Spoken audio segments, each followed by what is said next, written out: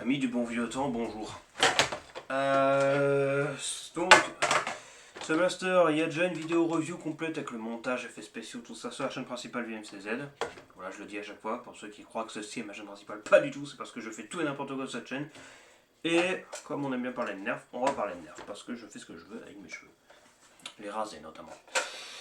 J'avais envie de reparler du Moto Blitz 3 ans après. Parce que oui, le Moto Blitz a fêté ses 3 ans il y a quelques mois, figurez-vous. Dans notre tête, il est encore moderne, il est sorti hier, mais ça fait déjà 3 ans.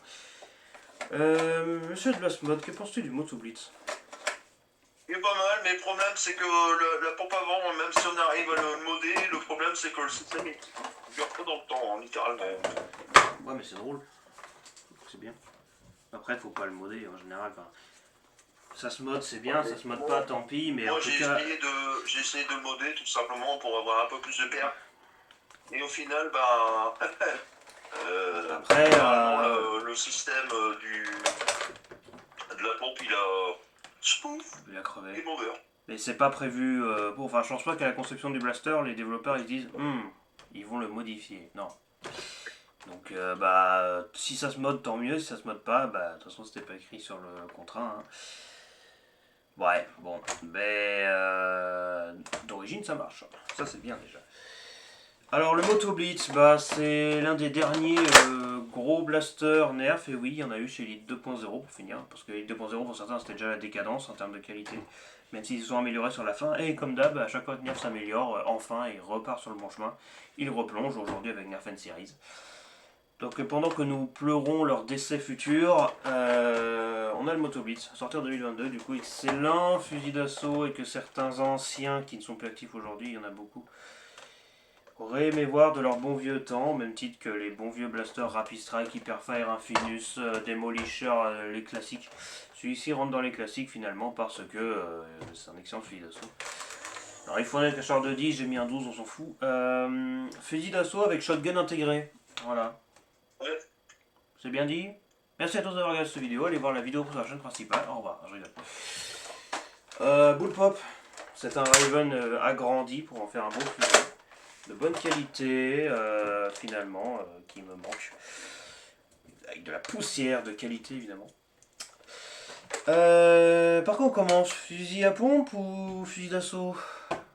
Dis-moi. Bonne question. Moi je dirais fusil d'assaut. Alors les piles sont pas neuves du tout, hein, je l'entends, ça tourne, mais alors... Ah ça va, si, ça va. C'est le temps qui retourne. De très bons moteurs comme on aime. Et pampan.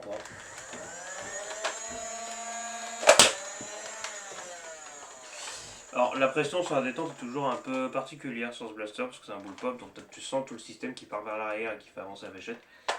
C'est très particulier.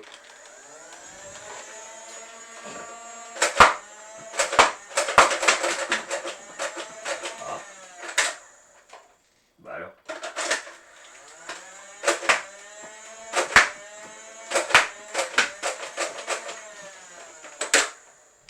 Ils sont quand même emmerdés à mettre une sécurité dedans. Et alors là, c'est là qu'on rigole. Shotgun, 6 coups.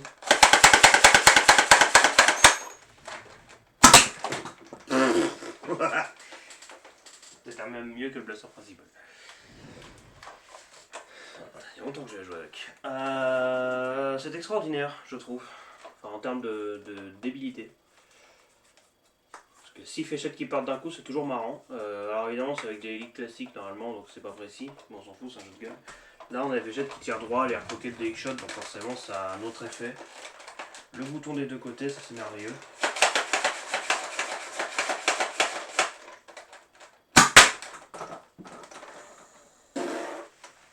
Moi, je trouve ça extraordinaire. Pour mettre qu'une.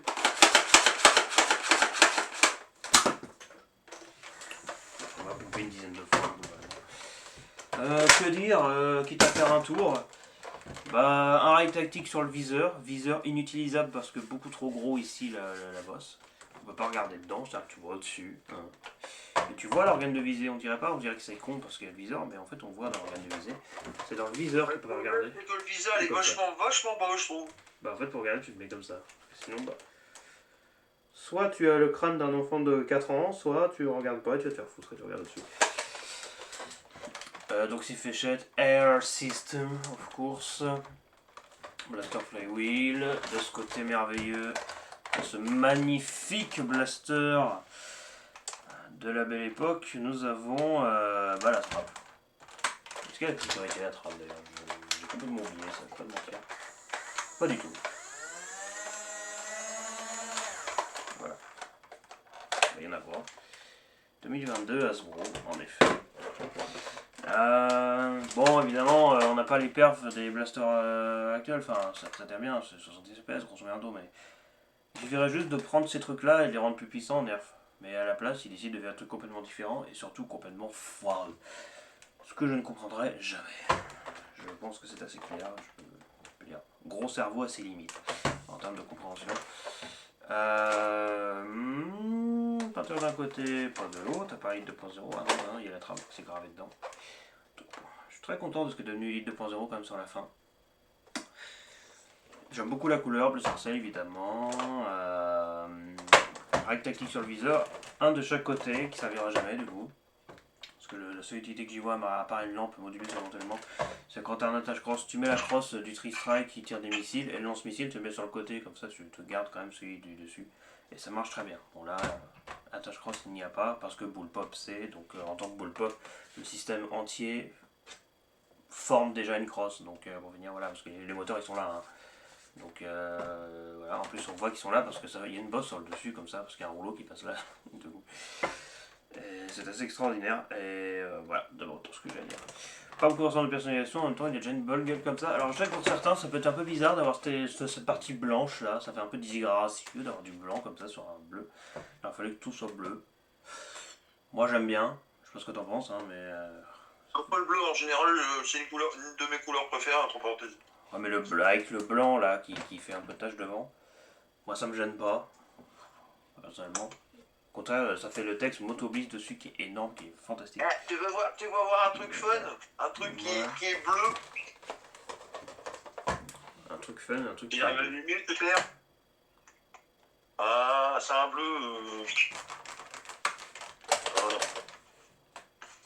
Voilà. Un truc qui est bleu. Qu'est-ce qu'il est beau ce blaster quand même. C'est une pépite qui nous manquait. X-Shot. Tu le vois ou pas? J'ai espoir en vous, faites des trucs comme ça s'il vous plaît.